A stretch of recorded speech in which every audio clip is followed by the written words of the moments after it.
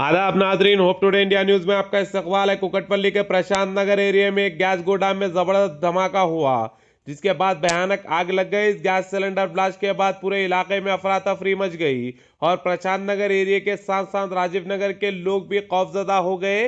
लोग जल्दी में घरों के बाहर निकल आए और कुछ देर तक हालात बहुत टेंशन भरा रहा। फायर इंजन टीम ने फौरी जगह पर पहुंचकर आग पर काबू पा लिया। फायर डिपार्टमेंट की मेहनत से आग को फैलने से रोका गया।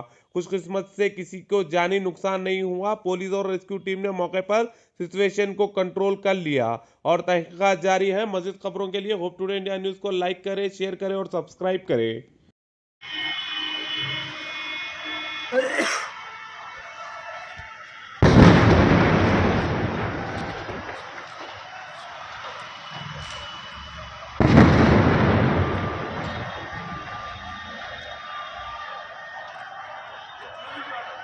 왜 저리지?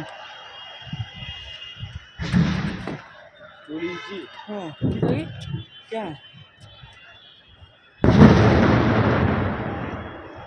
जोड़ीची ना बोम ब्लास्ट ହେଇଛି ମାଡ଼ 저리지 거쳐. ଗଛ ଯୋଡ଼ିଛି।